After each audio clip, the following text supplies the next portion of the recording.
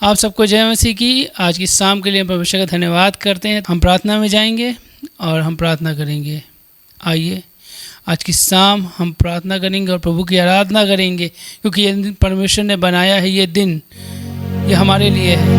तो हम अपनी आंखों को बंद करेंगे और प्रार्थना करेंगे। स्वर्गीय पिता परमेश्वर, हम आपके सम्मुख आते हैं। आज की शाम के लिए हम आपका धन्यवाद करते हैं प्रभु। हम धन्यवाद करते हैं कि आप भले परमेश्वर हैं प्रभु। और प्रभु हम आपके नाम को आज की शाम ऊंचा उठाते हैं प्रभु। आपके नाम की स्तुति करते हैं, प्रशंसा करते हैं प्रभु, क्योंकि आप महान परमेश्वर हैं। आप अद्भुत युक्ति करने वाले पराक्रमी परमेश्वर हैं प्रभु। हम धन्यवाद करते हैं प्रभु जी आज की शाम के लिए प्रभु। हम जब आराधना करते हैं प्रभु, आपका सिंहासन हमारे मध्य में होने पाए, आप हमारे मध्य में आने पाए। पवित्र आत्मा, हम आपका स्वागत करते हैं। आप बढ़ जाए, हम घट जाए प्रभु। हर एक बातों पे आपके नियंत्रण को मांगते हैं। प्रार्थना यीशु मसीह नासरी के नाम से मांगते हैं, आमीन। हम आराधना करेंगे और प्रभु की स्तुति करेंगे, तो अपने हृदय को तैयार करें। और अगर आपको गीत आता है तो गीत गाएं और ताली बजाएं प्रभु की महिमा के लिए।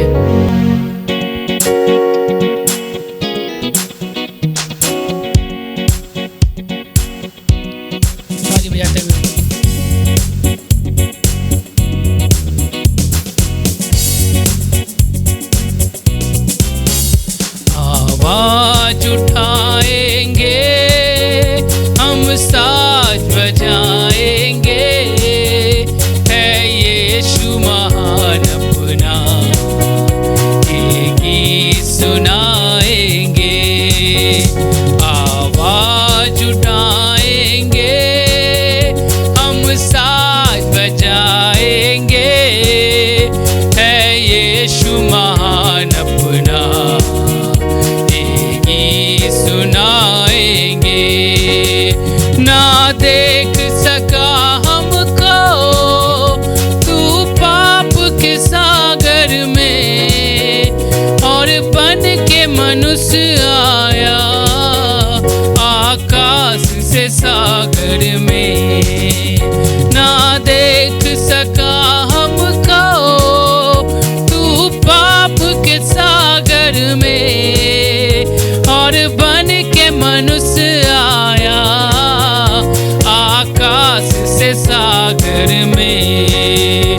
मुक्ति का तू दाता है, दुनिया को बताएंगे, है यीशु महान अपना, ये गीत सुनाएंगे।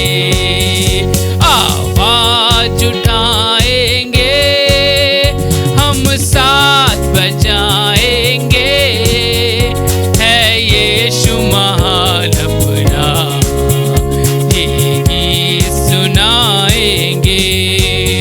संसार की सुंदरता में है रूप जो तेरा ही, इन चांद सितारों में है अक्स जो तेरा ही।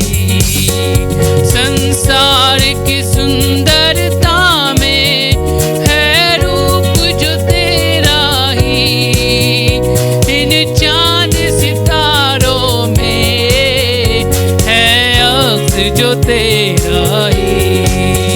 महिमा की तेरी बातें हम सबको सुनाएंगे, है यीशु महान अपना, ये गीत सुनाएंगे। आवाज उठा के, आवाज उठाएंगे, हम साज बजाएंगे, है यीशु महान अपना, ये गीत सुनाएंगे।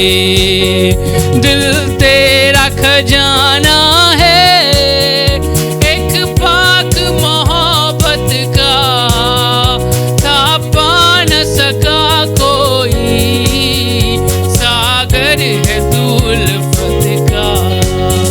दिल तेरा खजाना है, एक पाक मोहब्बत का, थापा न सका कोई, सागर है तू उल्फत का। हम तेरी मोहब्बत से दिल अपना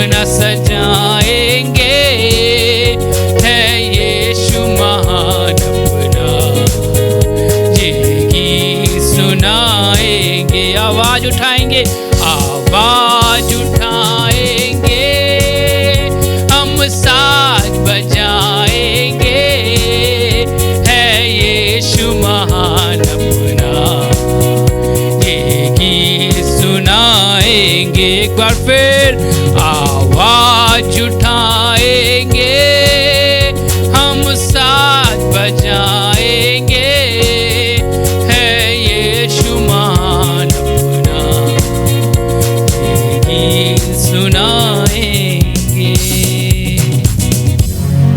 सच है प्रभु कि आप महान परमेश्वर हैं और आप ही एक जीवते परमेश्वर हैं प्रभु, और आप मुक्ति देने वाले परमेश्वर हैं, आप चंगा करने वाले परमेश्वर हैं।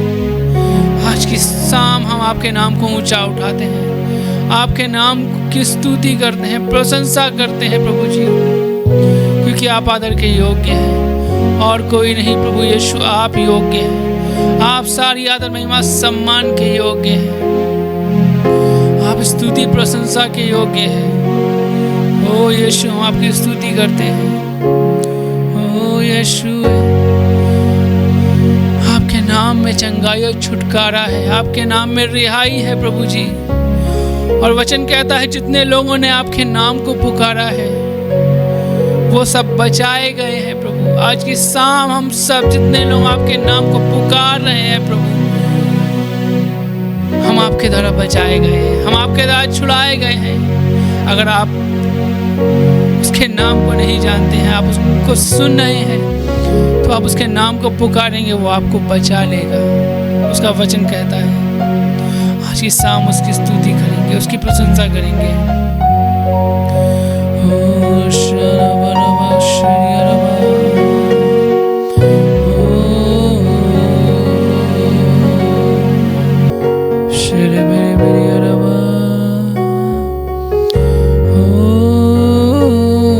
यीशु नाम को पुकारेंगे, यीशु नाम की स्तुति करेंगे।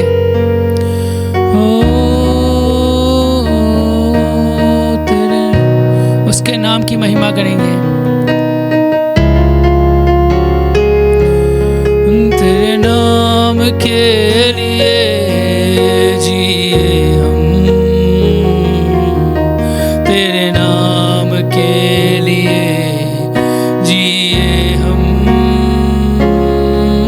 तेरे नाम के लिए जिए हम, तेरे नाम के लिए जिए हम। तू बढ़े मैं घटूं, मेरे जीवन से महिमा तुझे मिले।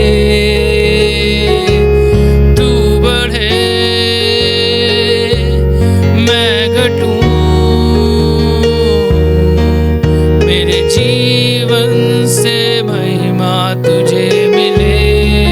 एक बार फिर तेरे नाम के लिए जिए हम, तेरे नाम के लिए जिए हम, तेरे नाम के लिए जिए हम, तेरे नाम के लिए जिए हम। तू बढ़े मैं घटूं, मेरे जीवन से महिमा तुझे मिले। तू बढ़े मैं घटूं, मेरे जीवन से महिमा तुझे मिले। तू बढ़े मैं घटूं, मेरे जीवन से महिमा तुझे मिले। आज की शाम प्रभु से बोले, प्रभु आप बढ़े और मैं घट जाऊं, क्योंकि ये जीवन में जो कुछ भी उत्तम है सब आपका उपकार है, आपकी दया है प्रभु जी।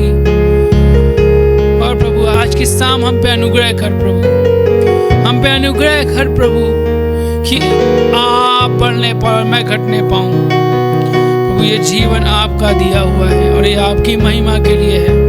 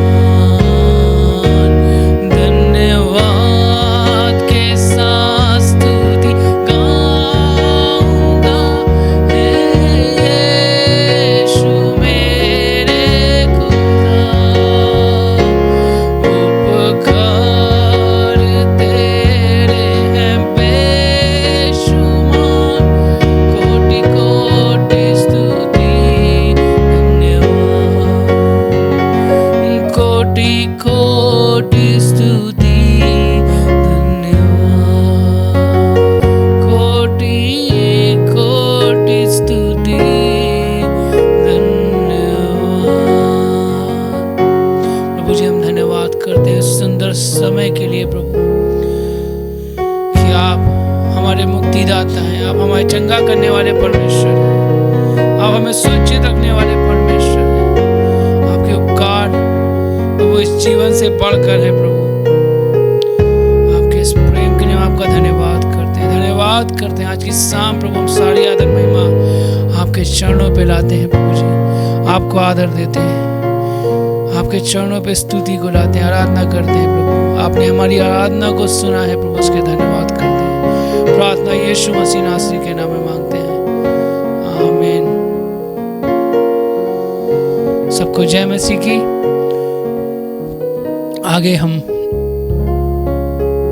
वचन को सुनेंगे और तो अपने हृदय को तैयार रखें और तैयार रहें सुनने के लिए, अपने कानों को खोल के और प्रभु आपके साथ है, आप ब्लेस्ड हैं। प्रभु आपसे प्रेम करता है, उसने आपकी और मेरी योग्यता से बढ़कर किया है हमारे लिए, उसके लिए प्रभु का धन्यवाद करें। सारी आदर के योग्य वो है, प्रभु का धन्यवाद करें। आप सबको जय मसीह की। आप परमेश्वर के राज्य के सुसमाचार के लिए अपनी भेंटों को, अपनी ऑफरिंग्स को मोबाइल फ़ोन के ज़रिए ऑनलाइन तरीके से इस QR कोड को स्कैन करके भेज सकते हैं। परमेश्वर का वचन कहता है मलाकी 3 अध्याय उसके 10 वचन में, सारे दशमांश भंडार में ले आओ कि मेरे भवन में भोजन वस्तु रहे। और सेनाओं का यहोवा यह कहता है कि ऐसा करके मुझे परखो कि मैं आकाश के झरोखे तुम्हारे लिए खोलकर तुम्हारे ऊपर अपरंपार आशीष की वर्षा करता हूँ कि नहीं। परमेश्वर निश्चय ही आपको आशीष देगा, क्योंकि परमेश्वर ने ये प्रतिज्ञा की है। आप अपने बीजों को भी परमेश्वर के राज्य में बो सकते हैं। जैसे इसहाक ने बोया और उसने 100 गुना आशीषों को प्राप्त किया, परमेश्वर निश्चय ही आपके बीजों को फलवंत करेगा। प्रभु आपको आशीष दे।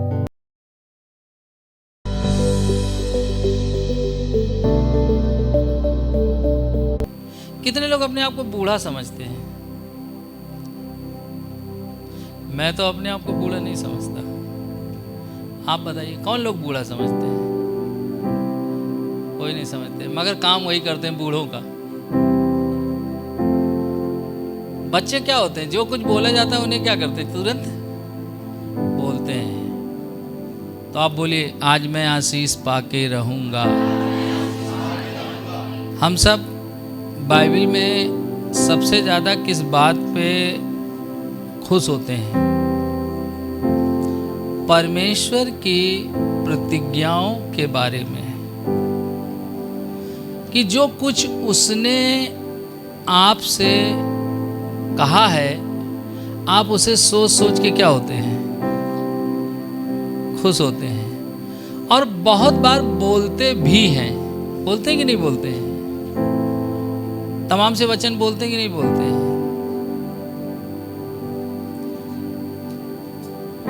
जैसे जिन्होंने यहोवा की ओर दृष्टि की, उनका मुंह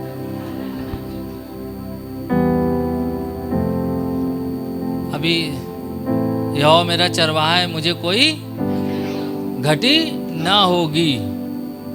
हम ये बोलते हैं, ये परमेश्वर की प्रतिज्ञाएं हैं। और इन प्रतिज्ञाओं को हम निरंतर बोलते रहते हैं और कई लोगों के जीवन में हम देखते हैं वो पूरी ही नहीं होती है। तो कभी कारण पता किया? जैसे मान लो आपका बच्चा फेल हो जाए, तो बताइए उसके बारे में गार्जियन लोग सोचेंगे कि नहीं सोचेंगे कि यार बच्चा मेरा फेल क्यों हो गया? यदि बच्चा भी अपने बारे में सोचेगा, यार मैं फेल क्यों हो गया, कौन सा सब्जेक्ट मेरे पेपर में मुझे क्या दे गया, अंडा दे गया? नहीं, क्या आप उस पर विचार नहीं करेंगे? यदि आप कई सालों से उसी वचन को बार बार बोल रहे हैं और वो वचन आपके जीवन में पूरा ही नहीं हो रहा है, तो क्या कारण है? क्या परमेश्वर का वचन झूठा है, या हम मेहनत नहीं कर रहे हैं, या हम झूठे हैं? आज हम इन्हीं बातों पे चर्चा करेंगे कि परमेश्वर की प्रतिज्ञा पूरी क्यों नहीं होती है। हमारे जीवन में हम कुछ आशीषों को पाते हैं। मैंने आपको बार बार बताया, पिता की संपत्ति से कोई खुश ना हो, क्योंकि जो बाप की संपत्ति होती है वो उस पे बेटा गर्व नहीं कर सकता है जब तक वो सेल्फ अपनी कुछ ना बना ले। सही है कि नहीं? खुशी कब होती? जब आप अपना बना लेते हैं, है कि नहीं? वैसे कई बार जब आप कलीसिया में आते हैं, आपकी प्रार्थना होती है, कई चीज़ें आपके जीवन में आपके लिए आशीष का कारण बन जाती हैं और आप कहते हैं परमेश्वर ने मुझे किया। सही बात है, वो तुम्हारे डैडी की आशीष है। तुमने देखिए, परमेश्वर का वचन ये नहीं है कि एक बार ही करेगा, वो हरदम करता रहेगा। कितने लोग घरों में सब्जियां काटते हैं, तो बताइए चक्कू कितनी बार काटता है सब्जी? एक ही बार, फर्स्ट। क्या यूज एंड थ्रो रहता है चक्कू? वो काटता ही रहता, काटता रहता है, और जब उसमें धार कम हो जाती है तो फिर उसमें धार हम लगवा देते हैं। सही है कि नहीं? ऐसे परमेश्वर का वचन युगान युग एक जैसा है। यदि वो कहता है मैं तुम्हें ब्लेस करूंगा, मैं आशीष दूंगा, मैं तुम्हें दूंगा, तो वो देगा, देगा और देगा। मगर हम क्यों नहीं पा रहे हैं? कई लोग अपने जीवन में तमाम प्रकार की सुरक्षाओं को लेकर बहुत ज्यादा सोचते हैं। वो सोचते कि नहीं सोचते? सोचना भी चाहिए। मगर जो ये 3 साल का 2 साल का बेबी है, वो कितना अपने सुरक्षा के बारे में सोचता है। बड़े लोग क्या करते हैं? अगले महीने का राशन कैसे आएगा, बच्चे की स्कूल कैसे फीस जमा कैसे होगी, तमाम चीजों को लेके यदि आपने लोन ले रखा है तो आपको लगता है कि आप जो है किस्त कैसे जमा करोगे। सही बात है कि नहीं? यानी तमाम प्रकार की चिंताएं क्या करती रहती हैं? बनी रहती हैं। मगर बच्चे के अंदर आज दूध है तो तब भी वो हंसेगा, और नहीं है तब भी खेलता रहेगा। घर में ब्रेड है तब भी वो हंसेगा, नहीं है तब भी हंसेगा, क्योंकि उसका भरोसा उस पर है। किस पर है? अपने शारीरिक माता पिता पर है। जब हम परमेश्वर के पास आते हैं तब हम कहते तो हैं कि परमेश्वर हम आप पर भरोसा करते हैं, मगर हमारे अंदर लेकर तमाम बातें चलती हैं सुरक्षा से। मगर परमेश्वर सुरक्षा के बारे में क्या कहता है? उसका वादा उसके बच्चों के साथ क्या है?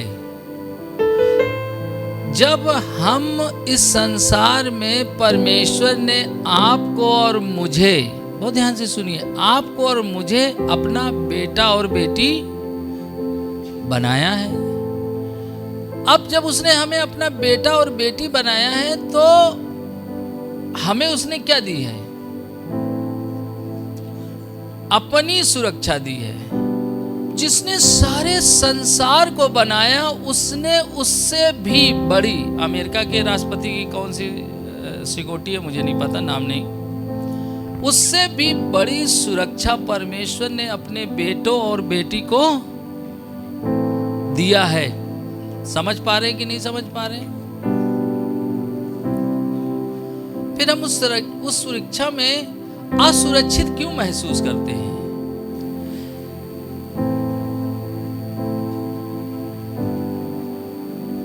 देखिए, बच्चा जब तक सुरक्षित है, जब तक वो माँ बाप की उंगली पकड़े हुए, जिस दिन मेले में उंगली छोड़ देगा बच्चा अकेला हो जाएगा, तनहा हो जाएगा, नहीं हो जाएगा। मम्मी कह रहे नहीं नहीं नहीं नहीं नहीं, बोले पापा ये देखेंगे ये देखेंगे ये देखेंगे ये देखेंगे, और धीरे से उसने मम्मी पापा को, क्योंकि उसे क्या हुआ, चकाचौंध ने क्या किया, संसार की बातें जैसे ही परमेश्वर के लोगों को खींचती है, परमेश्वर क्या हो जाता है,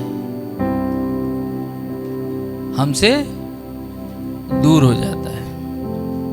और जब दूर हो जाता है तो इंसान क्या हो जाता है, मजबूर हो जाता है। फिर बोलते हैं क्या हो गया भैया, बड़ी है मजबूरी, है ना, बड़ी है मजबूरी।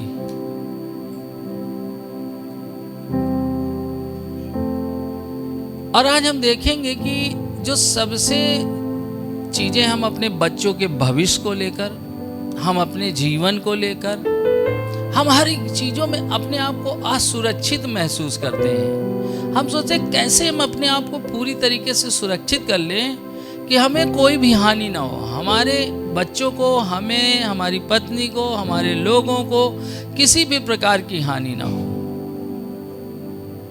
तो आज हम देखेंगे भजन संहिता 34 अध्याय और उसका 7 वचन। यहोवा के डरवैयों के चारों ओर उसका दूत छावनी किए हुए उनको बचाता है। कह रहा है यहोवा के डरवैयों के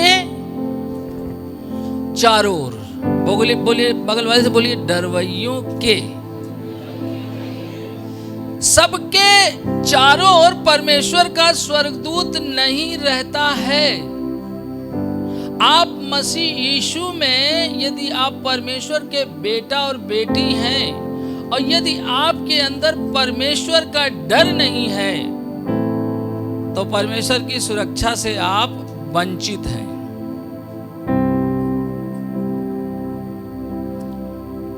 ये प्रतिज्ञा कह रही, यहोवा के डरवैयों के चारों ओर यहोवा का दूत क्या करता है? छावनी बनाए रहता है। तो यदि आप परमेश्वर से डर नहीं रहे हैं तो बताइए आपकी सुरक्षा है? अरे भैया बोलिए हाँ या ना। सुरक्षा नहीं है, ना आपकी है, ना आपके बच्चों की है, ना आपके व्यापार की है, ना नौकरी की है, ना एजुकेशन की। अदरवाइज कोई भी जो चीजें जिससे आप डरे और सहमे हुए हैं, आपकी कोई सुरक्षा नहीं है। क्योंकि देखिए परमेश्वर अपने वचन से ज्यादा किसी बात को महत्व नहीं देता। वो अपने से ज्यादा अपने वचन को क्या करता है? महत्व देता है। और वो क्या कह रहा है? यहोवा यानी परमेश्वर के डरवैये। अब प्रश्न आता है, क्या हम परमेश्वर के डरवैये हैं? सोच के देखिए, क्या वो वाकई सिर्फ आप नाम के मसीह हैं? भैया फलाने मसीह नो। जो उसकी संतान है, परमेश्वर उसके बारे में कह रहा है कि वही व्यक्ति सुरक्षा को पाएगा। कई बार हम देखते हैं मसीह लोगों के जीवन में तमाम प्रकार की समस्याएं, तमाम प्रकार की विपत्तियां आती रहती हैं। कई बार कई लोगों को परमेश्वर कुछ बढ़ाना चाहता है, कुछ सिखाना चाहता है, मगर कई बार लोगों के जीवन में, देखिए एक व्यक्ति के जीवन में जब वो सही रीति से डर के चल रहा है और उसके जीवन में समस्या आ रही है, इसका मतलब वो परमेश्वर का भय मानता है। मगर जो व्यक्ति किसी भी रीति से चल रहा है वो परमेश्वर का भय नहीं मानता। वो मसीह तो हो सकता है, और बाइबल एकदम बिल्कुल सच्ची बात बोलती है, और वो कह रही है जो यहोवा का भय मानते हैं, यानी यहोवा के डरवैयों के। तो हमने क्या समझ लिया? क्या जो मसीह में है बस उसके चारों ओर सुरक्षा है? नो, सबके पास नहीं है। सबके पास स्पेशल फोर्स नहीं है, है नहीं?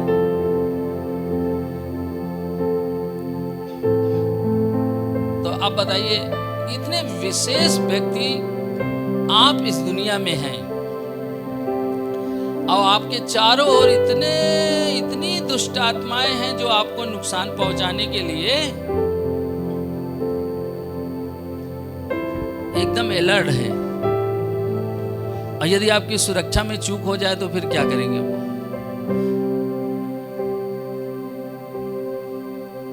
नुकसान।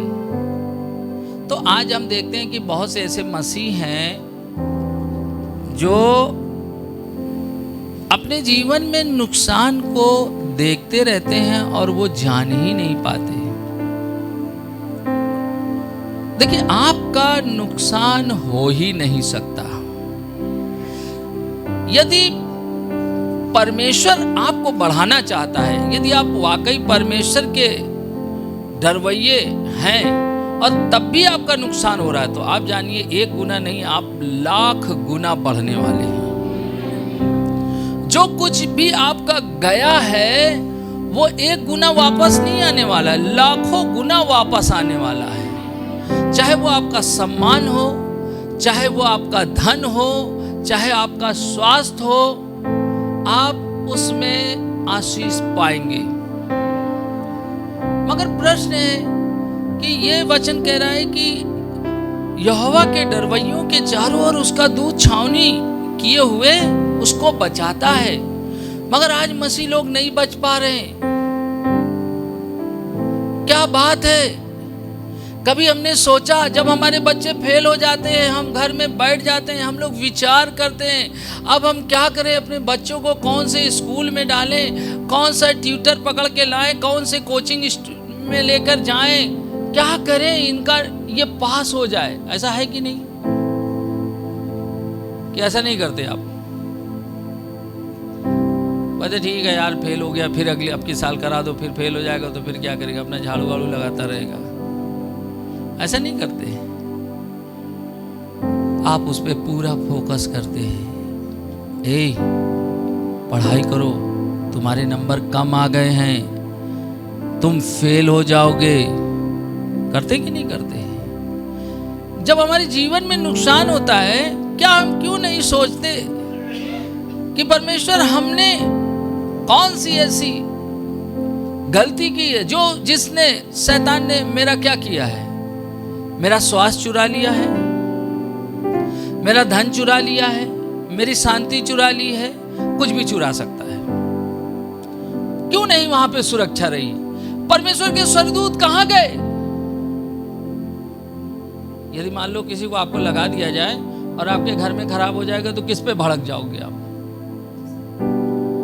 उस व्यक्ति पे भड़क जाओगे, अरे मैंने तो तुमसे इसको देखने के लिए बोला था, तुम कहां चले गए थे? क्या आज हमारे पास ये अधिकार है हम कह दें कि हाँ स्वर्गदूत तुम कहां गए थे? कह सकते हैं? तो बोले क्या करें, तो पास्टर जी के पास आए, पास्टर जी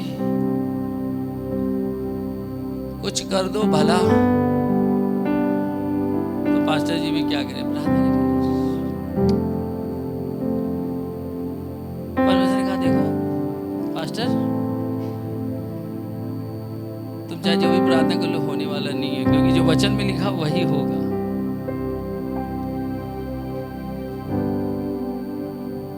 यदि पास्टर कह दे कि तुम ये काम करते हो, अरे मुझको ये बात बोल दी, मेरे जैसा पवित्र आदमी है ही नहीं है पूरे संसार में। यीशु मसीह के बाद कोई दूसरा आदमी है पवित्रता में तो वो पास्टर प्रदीप राव है। समझ पा रहे ना? वो कह रहा है यहोवा के डरवैयों को यहोवा का दूत बचाता है, सबको नहीं बचाता। प्रश्न है, क्या मैं परमेश्वर से डरता हूं? क्या मैं परमेश्वर से डरती हूं? आज वो मेरी सारी चीजें चुरा लिया जा रहा, मैं बैठ के अपना कलेसिया में प्रभु का धन्यवाद करूंगा, ताली बजाए पड़े हैं। कुछ यूट्यूब में मैसेज सुना, क्या मजा आ गई यार, क्या प्रचार था। नहीं, अरे तुम्हें उससे क्या फायदा हुआ?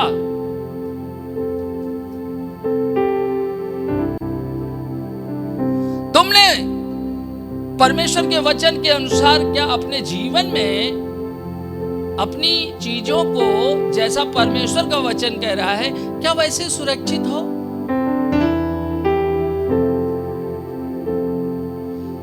क्या आपका स्वास्थ्य, क्या आपके बच्चे, क्या आपका धन, क्या आपका परिवार, कुछ भी XYZ क्यों नहीं है?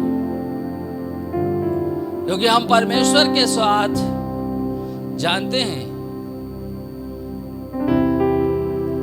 कौन सा व्यवहार बनाए हुए हैं। हम उसके साथ श्रद्धा और आदर का भय हमारे अंदर नहीं है, डर नहीं है। हमारे अंदर मजबूरी का डर है। यदि हम चर्च आते हैं इसलिए नहीं आते, कई लोग इसलिए नहीं आते कि परमेश्वर से मिलना है, उन्होंने प्रार्थना ही नहीं की सुबह उठ के। वो तो जब उठे बस यूं शीशा देखा, आग मीचते हुए ऐसे बाथरूम में किसी तरीके गए, कुट किया। हो सकता है बहन लोग तो इतना नहीं करती, पति लोग जो है चिल्ला रहे, वो पत्नी चिल्ला रही, ए उठो, मम्मी चिल्ला रही, ए उठो, पापा चिल्ला रहे, ए उठो। आज इतनी सुबह, कई बार पत्नियां लेटी रहेंगी, पति उठ गए, अरे उठो, अरे आज इतवार है।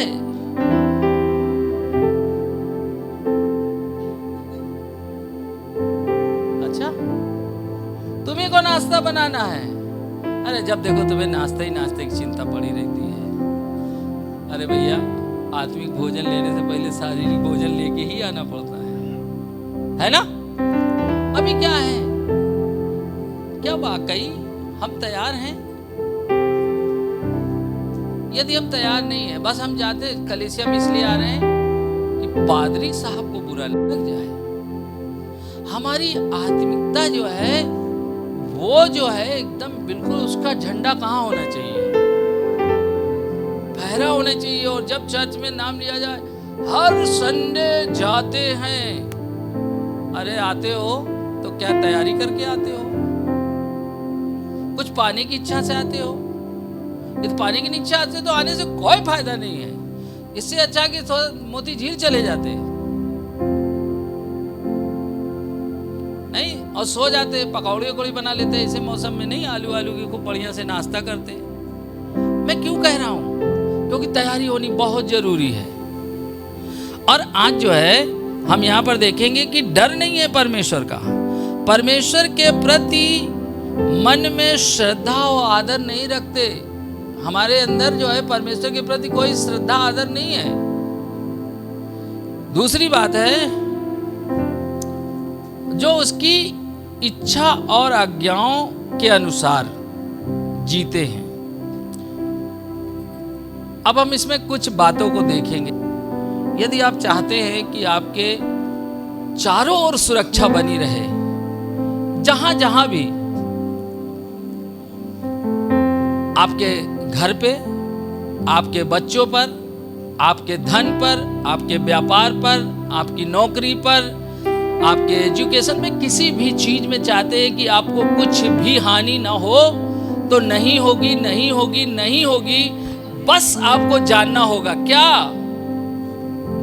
कि आप कहीं ऐसा तो नहीं इन बातों में फंसे हुए हैं।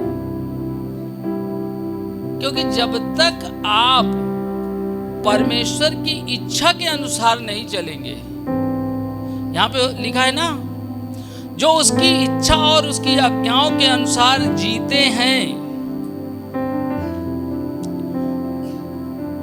वहां पर हम देखते हैं नंबर 1,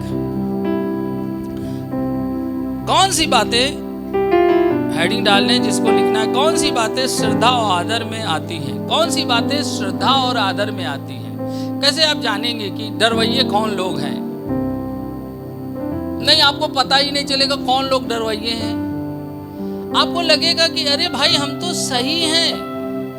यदि आप चाहते हैं कि आपके चारों ओर परमेश्वर के स्वर्गदूत हों, तो आपको क्या करना पड़ेगा? उसकी इच्छा के अनुसार, उसकी इच्छा के अनुसार अपना मसीह जीवन जीना होगा। ध्यान से सुनिए, यदि आप चाहते हैं कि परमेश्वर का स्वर्गदूत, उसकी सुरक्षा आपके चारों ओर हो, तो क्या करना पड़ेगा? उसकी इच्छा के अनुसार जीना होगा, ना कि अपनी इच्छा के अनुसार। कई बार मसीह जीवन में हम परमेश्वर की इच्छा के अनुसार नहीं जीते। हम किसकी इच्छा के अनुसार जीते हैं? मुझे जो अच्छा लगता है मैं उसी के अनुसार अपना जीवन जीऊंगा। नहीं नहीं नहीं, आप अपने जीवन में मसीह होने के बाद भी हानि उठाएंगे। समझ रहे हैं? नंबर 1, चुगली नहीं करनी है। परमेश्वर की इच्छा है कि हम चुगली ना करें। मगर आप सोचें, चुगली की खुजली इतनी तेज होती है जिसका कोई मलहम नहीं है।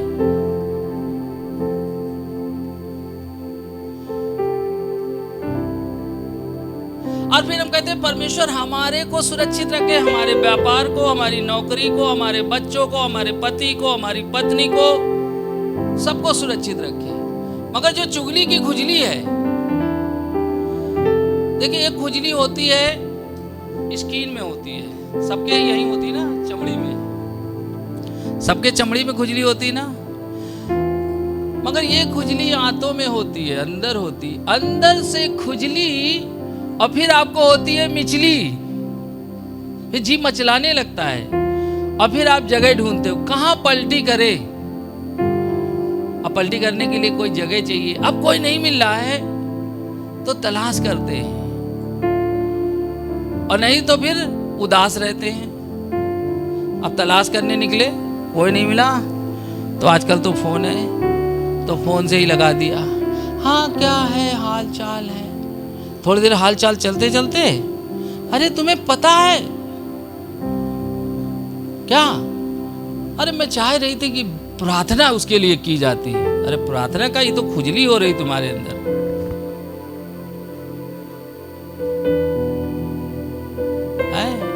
बोले प्रार्थना चाह रहे थे हो जाती इसकी, मगर पता है बहुत बेकार है उसका आदमी, उसके बच्चे बहुत ही डेंजर हैं। देखिए तुम हमसे कहोगे तो हम प्रार्थना करेंगे, और वहाँ चाची और मौसी और दीदी और भाभी से कहोगे हैं तो क्या होगा, वो क्या मसीह की नाम की महिमा होगी क्या, कि बहुत खुश हो जाएंगे। और फिर सारी डिटेल बिना फीस के बता दे। आज के देखो वकील फीस लेता ना, मगर हम लोग इतने बड़े कि बिना फीस के काम चल रहा है।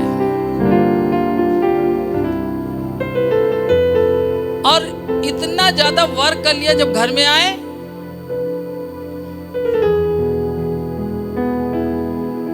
तो पति ने कहा क्या कर रही थी, बोले दिन भर पता नहीं इतने ज्यादा काउंसलिंग की है, अब हमसे कोई काम नहीं होने वाला है। पति भी अपना दुनिया भर जगह में क्या गए, मार धर के इधर से उधर, घर पे आए किसी ने पूछ लिया, आते देर नहीं दिमाग चाट जाती हो, है ना, सही बात है ना। चुगली नहीं करना। ऐसे आदमी नहीं, कई बार हम जिनको अनुभव नहीं था उनसे बातें करते वो डरा देते हैं। देखिए संसार के लोगों से आप कोई समस्या बताओगे ना, वो आपको डरा देंगे। और संसार का मतलब ये नहीं होता है कि वो अविश्वासी, अरे जो मसीह है उसके अंदर संसारिकता घुसी हुई है, वो भी क्या करेगा, आपको डरा देगा।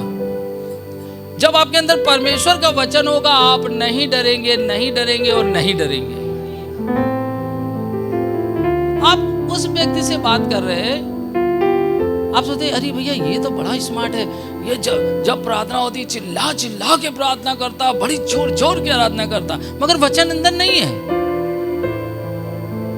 जब उससे राय लोगे तो क्या हो जाएगा,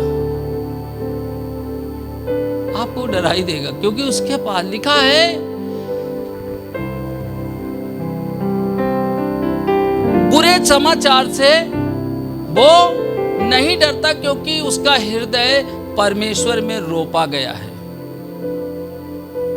जो लोग के हृदय में परमेश्वर का वचन है, वो परिस्थितियों से नहीं डरते, वो समस्याओं से नहीं डरते, मगर उनको लगता है कि परमेश्वर की सुरक्षा हमारे साथ है। मगर कब, जब चुगली नहीं करोगे। और चुगली देखो आप, कुछ लोग तो घर ढूंढती हैं, कुछ बहनों की तो आदत रहती है, वो ये तो उनको कोई जगह नहीं मिली, कोई बताने तो घर से ही निकल पड़े अपना।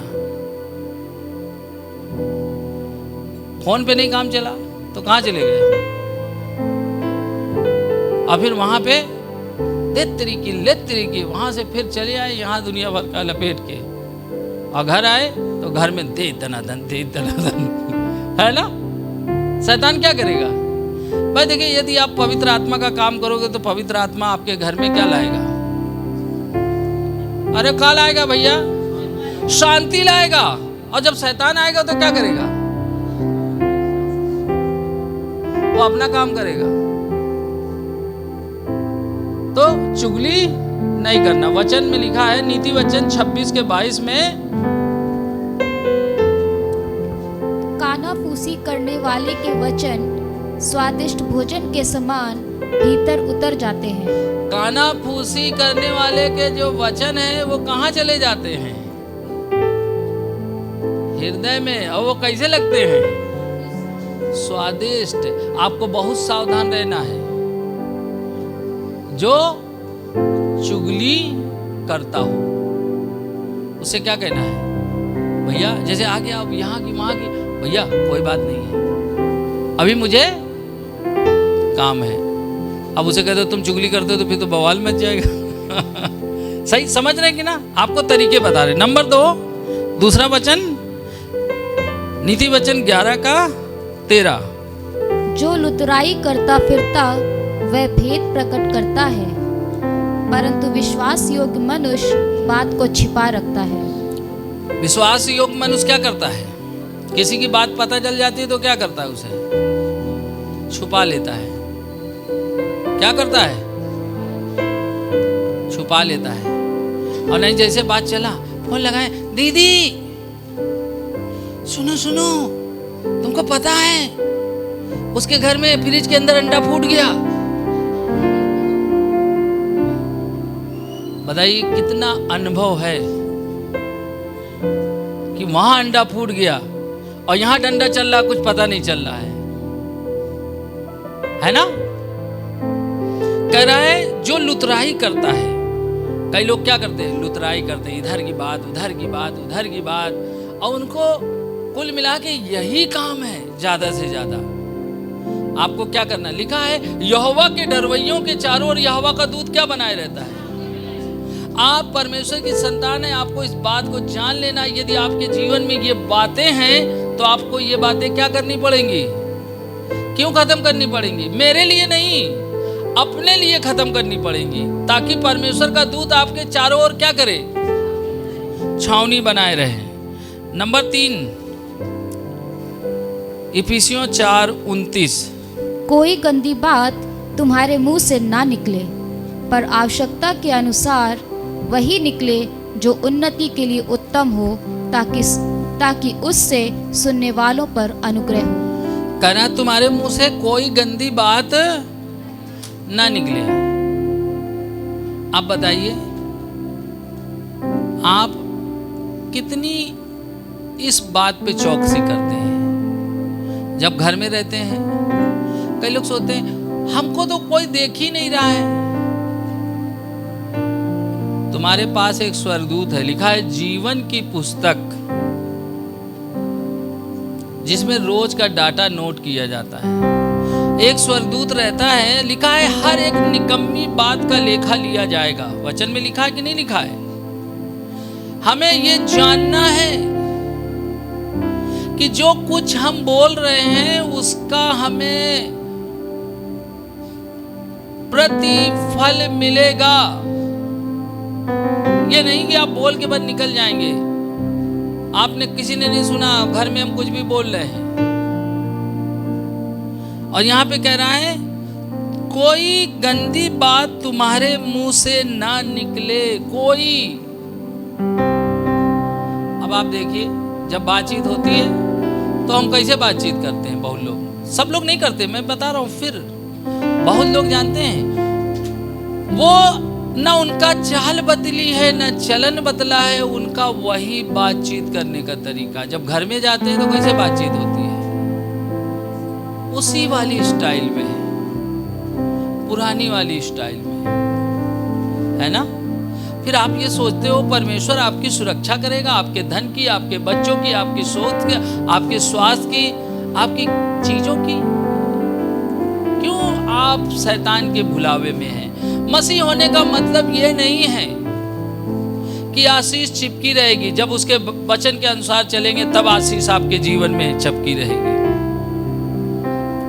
नहीं तो हम लोग सोचते ना हम तो मसीह है भैया, हमारे जीवन में आशीष चपकी रहेगी। हम ऐसे बहुत से मसीह को दिखाएंगे जिनको शैतान क्या कर रहा है, पटक पटक के मार रहा है,